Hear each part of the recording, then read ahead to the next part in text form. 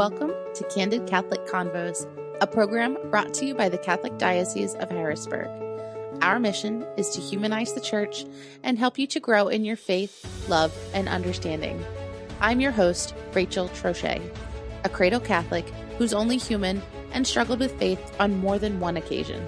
Each week, you'll hear engaging, down-to-earth interviews and actionable strategies you can implement into your life with ease to help you grow closer to God. If you're ready to open your heart and step fully into the person God created you to be, then you're in the right place. Let's get started. Hey, hi, hello, and welcome to another episode of Candid Catholic Convos. I can't believe it's Thanksgiving already, but poor Thanksgiving. It's such a forgotten holiday anymore because honestly, it's hard to market gratitude. If you're grateful, you don't really need much. And in a consumer-driven economy, we need people to need stuff, right? It's so tough to market gratitude that most retail stores ignore it almost entirely. Some stores even had Christmas things out before Halloween rolled around. And after Halloween, we jump right to Christmas music on the radio. And with so much still going on in our world, it's hard not to. Let's just jump to the next fun thing, right? Why would you want to reflect? What do you even have to be thankful for this year anyway? It seems like everywhere we turn, we find more bad news. Why should we pause and be thankful? Well, for starters, the Eucharist, the entire basis of our Catholic faith, actually means thanksgiving. This means gratitude is essential to who we are as Catholics because God Himself is a gift. We are able to partake in Him, in His gift, every time we receive the Eucharist. And every time we receive this gift, we become more and more generous, more giving. We overflow with love and generosity. Maybe not immediately, but it does happen over time.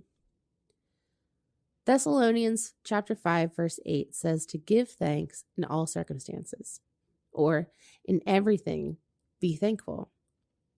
It doesn't say only be thankful when you feel like it. It says in everything, in all things, be thankful. Even in the Mass, we say giving thanks is right and just. It is our duty and our salvation always and everywhere to give you thanks and praise. So now I want you to imagine if God took away everything you never said thank you for. Seriously, what if God took away everything you never said thank you for? And I don't just mean the big stuff. I mean the things we take for granted on a daily basis.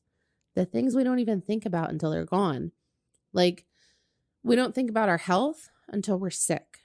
Or we don't think about the fact that we can run or walk until our knees start hurting, right? So what are some ways we can practice appreciation for all the gifts God has given us? How can we really cultivate a disposition of gratitude daily, not just on Thanksgiving?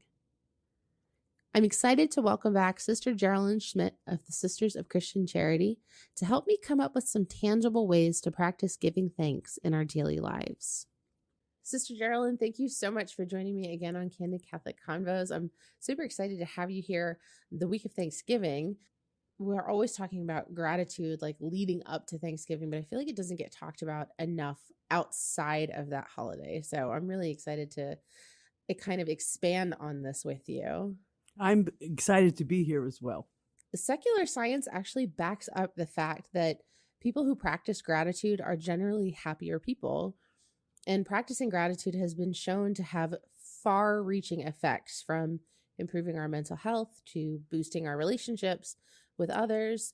But what if we're just kind of meh about life? Like, we know we should be grateful. By all accounts, nothing is seriously wrong with our lives, but we're just kind of existing rather than being invested.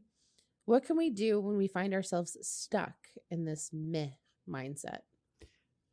There's a whole bunch of ways to answer that. like, wow. Interesting, because we talk about Thanksgiving and having gratitude. They're different, okay? And part of that meh attitude is understanding the nuances of being thankful and being grateful. So thankfulness, from according to Webster, is an automatic response. It's a habit.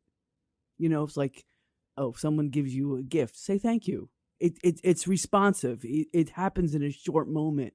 It's a response to something given to you.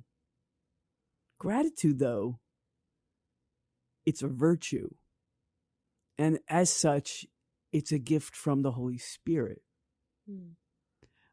It's finding joy in the circumstances of your life. It's like, I like to say, look at your feet metaphysically, like not literally, but look at your feet. And wherever your feet are, there is where you should find God. And if you have that mindset, then you're grateful to the circumstances of your life, even if that circumstance is painful and not really happy. Like, I'm thinking about individuals who are dealing with grief, especially around the holidays. That's painful and not happy. But yet, if you can go beyond the pain, you find that God is present. There is the gratitude for it, the gratefulness of finding God in that circumstance. Those individuals who are like, meh, they're not opening up their eyes to where God is in their life at that moment. In the sunsets or the sunrises, in the brilliance of the frost on leaves, or the wonder of it snowing, like that whole amazing experience that brings up the child within us. It's a matter of perspective, finding God where you are, because he's present, and sometimes we walk around in a half stupor, drinking our coffee and not really taking the time, to smell the roses per se, not taking the time to see how God breaks into our life. Does that answer your question? It does. Because I often find myself, personally, just kind of like going through the motions, and it's very easy to misconstrue gratitude with happiness, of that, like, oh, if I'm not happy, then I'm not grateful. You know what I mean? Like, it's stepping out of the moment and looking at where God is in our lives. Like you said, like, he's in the sunrise, he's in the sunset, he's in the fact that we opened our eyes in the morning. So that does make a lot of sense. It's very, very, in a very interesting way to put it. So. The most gracious and grateful person I have ever met was a woman who had 8 children, all in steps, and the third youngest had some type of mental health issues. And she was getting him help. Okay, he woke up in the middle of the night and began playing with matches and set the whole house on fire. And she buried all the children and her husband, except the child who started the fire. Oh, wow. And then he was hospitalized. She lost everything. And I can't imagine that grief. Standing by freshly dug graves of your entire family, and the child that survived it had to be hospitalized. And I met him, goodness, when he was in his 30s. And Eileen was the most joy-filled and energetic and loving person I have ever met. And he was also, because her love allowed him to heal and accept what he did, even though it wasn't intentional. It just happened. Finding the joy in the circumstances of your life. Wow, that's very powerful, because I can't even fathom, but she was able to do it. So it is very possible. I read about the Saint Ignatius of Loyola. I always say that wrong. using a daily examine prayer as a way of reflecting on God's daily presence in your life while also growing in awareness of the movements of God throughout the day, like we were just talking about. What is an examine and how can we incorporate it into our prayer lives? So it's a 5-minute prayer experience that you do right before you fall asleep. So you look at a very high level, almost like a bird, look at the day, look at how you responded to God's grace, look at how you didn't respond to God's grace, say thank you for the moments that you did, and apologize for the moments that you didn't, and promise to work harder on those little elements the next day. That's a great way of seeing the fingerprints of God in your life. The fact that you're not alone, and and part of the meh society is, who cares? Who cares if I disappear? Well, God made you. He cares. He's present in your life, and the examine allows you to see that. Right. It sounds like it would also be beneficial as like a journaling exercise. Could be. Yes, could be.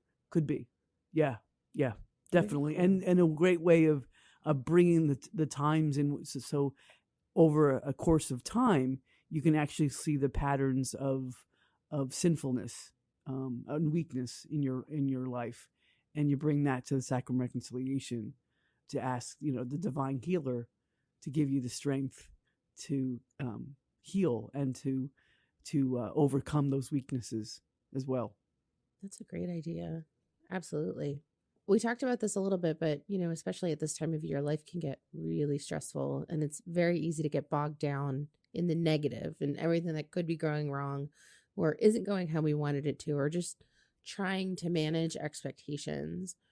And I've heard it said before, usually at the wrong time, that we should look for something to be grateful for in a negative situation. And typically that's hard to do in the moment, but is there a way that we can practice seeing the forest for the trees, for lack of a better term?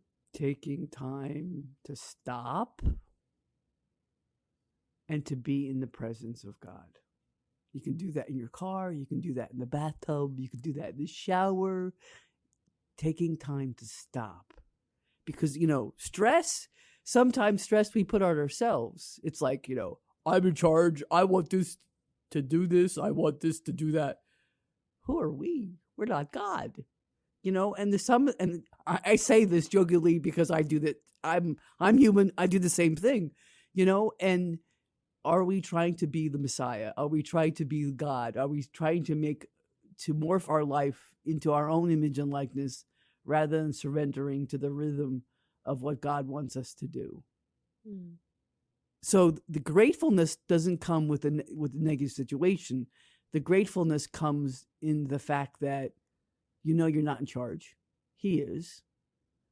And to surrender to that you're just a mere creature. You're not part of the solution. The solution comes from him. You're his vehicle. You're his instrument. I like that because, especially with the holidays, it's I have to plan this. I have to mail this. I have to do all the things, and we forget that it's not just us doing it. I can remember many years ago when I was living in the Bronx, teaching in a middle school there. It was during Advent, and it was a Saturday morning, and there was only a couple lights on in the church right before Mass, and it was like maybe 20 minutes to 8, and I went there to pray morning prayer before Mass started. The pastor came out, and I listened to his hard leather heels on the white marble, going back and forth, setting up for Mass. And it was like, across and across again. And after he set up everything he had to do, he came down from the sanctuary and genuflected and sat in the first pew and went, and it was like the second week of Advent. And that's what Christmas happened to me. Like in the midst of the hurriness, to stop and to focus on him. That's a really great point and a really good, really powerful image of there's a lot that is involved in getting set up for Mass, just like there's a lot involved in getting set up for anything in life, anything big going on. And can't really think of anything much bigger than Christ coming back. So that's very powerful. It's a really great way to think about it. So let's talk about the opposite of being grateful, which is being ungrateful. I heard a saying once that God never stopped being good. We just stopped being grateful. And St. Ignatius believed ingratitude to be, quote, the cause, beginning, and origin of all evils and sins. So what's the difference between being ungrateful and taking gifts for granted, or are they the same thing? No, they're not. So biblical gratitude is grounded in God's love for us, not just all humanity, but God's love for me, Sister Geralyn Schmidt, like God's love for you individually, or if you take it this way, the moment in which we receive communion, God's thrilled at that moment to be one with us. And often we think of the opposite, like we're thrilled to be one with God. No, he's just as excited to be one with us because he wants and desires relationship with us. So the ingratitude part, you make yourself an idol. You make yourself a little God. So it's sinful, downright. It's like idolatry ended in the Old Testament. No, it didn't. It's part of the wolf and the wharf of our hearts as human beings. It's the opposite of being humble. So ingratitude is a feeling of someone who lives the fact that they're the God. They're in charge.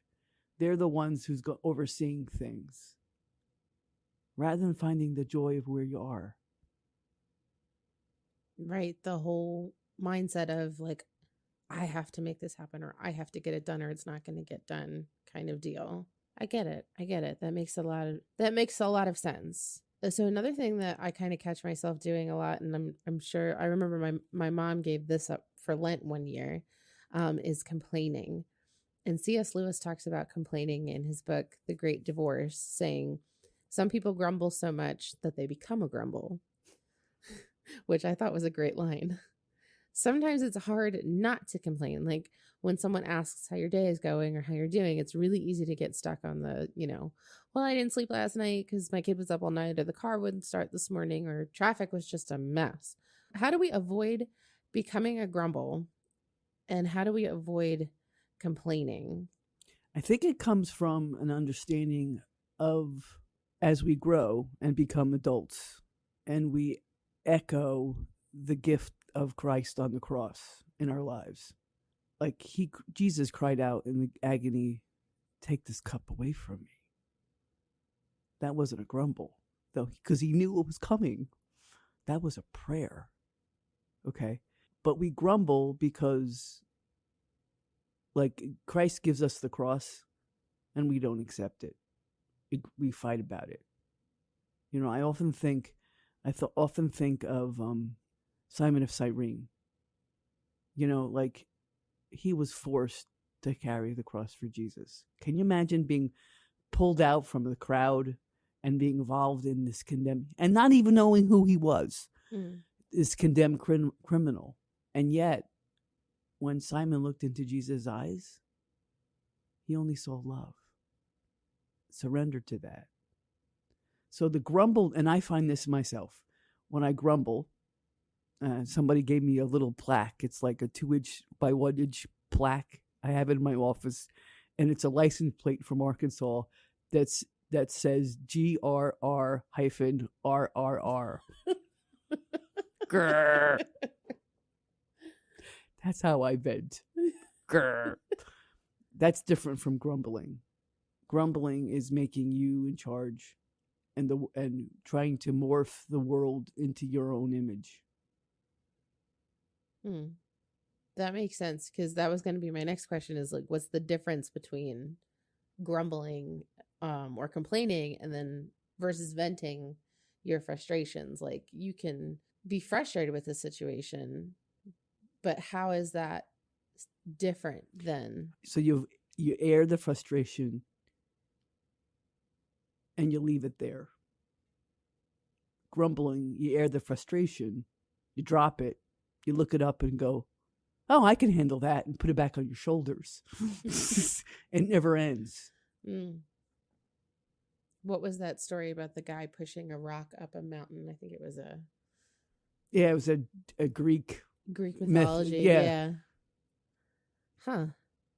Okay, that makes sense. That makes sense. You know, it's one of those things where the venting kind of like grows roots and becomes entwined in your heart. Again, you pick it up and you keep it rather than saying it and then letting it go. Right. Instead of releasing it, you let it attach to you. Right. I get that. That's a really powerful image too, of it just growing roots and festering, not growing like a tree, but growing like a virus. And the only thing that prevents that from taking place is prayer in front of the Eucharist. Because, I mean, that's, you know, Jesus' body, blood, soul, and divinity here. It's bringing that moment in time of Jesus on the Calvary and the resurrection into the 21st century for us. And Eucharist means Thanksgiving, right? Yes. Oh, yes, it does. The other day, my kids brought home a gratitude turkey from school, and they were to put all the things they were thankful for on it.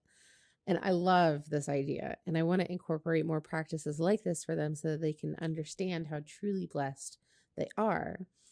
What are some ways that we can grow gratitude within our children? Is it similar to how we practice as adults?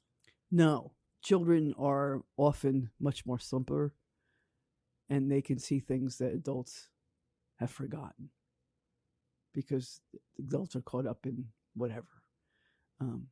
The simplicity of just naming it, what I'm grateful for.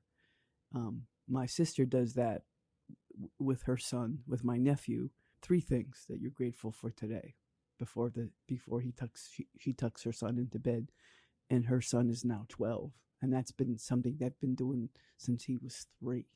I love that. And it's also good for her because she hears the wonder and the awe of life from the eyes of a child. And it makes her tender and aware of how God works in his life. And he's teaching her, he's teaching her about the perception of the simplicity of childlike love.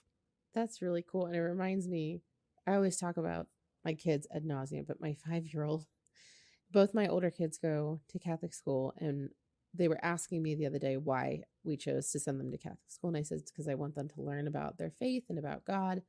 And my 5-year-old says, well, you don't have to worry about me, Mommy.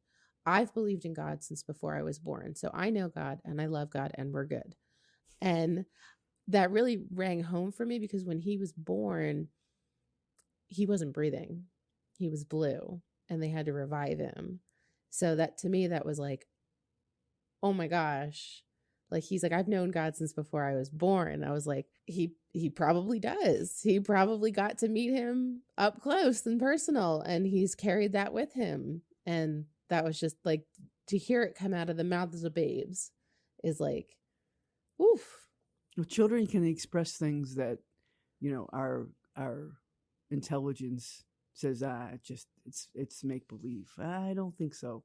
Right. Like, we try to reason it away. I don't think I was leaving church. This is a complete other story, but I was leaving church one time, and I have a great devotion to my angel, and talking to my angel over something I have no idea what.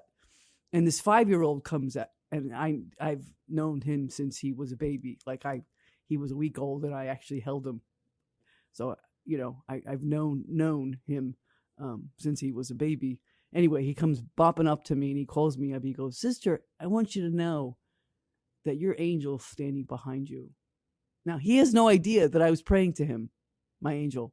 None. He goes, "And I've never seen an angel that tall." Wow. And his mother's thinking that I'm placating him. Like, oh, how nice. I went, you know what? Everybody's angel is a different species. They look so different. You're telling me. Which says to me that he sees them. That is wild. That is wild. I love that. I love hearing that come out of kids. They never cease to amaze. And part of that too is for adults to own that joyful, childlike, not childishness, but childlike attitude, especially when we're dealing and praying to the King of Kings and the Lord of Lords, the creator of the entire universe, who hungers after us to be food for us, to be one with us in a way that is intimate and blends with our entire being. That's beautiful. Sister, thank you so much for joining us. I am grateful to know you and to have you on our podcast, and I hope you have a wonderful Thanksgiving. Thank you. Thank you, Rachel, for inviting me. This has been a ultimate joy. Thank you so much for listening. Our goal at the Diocese of Harrisburg is to walk with you on your faith journey. So if this episode resonated with you in any way, the easiest way to show your appreciation is by sharing this program with your network or by leaving a review on your listening platform. You can also support us financially by making a donation online at hbgdiocese.org/DAC and clicking the Make a Donation button. Thanks again, and we'll see you at church on Sunday.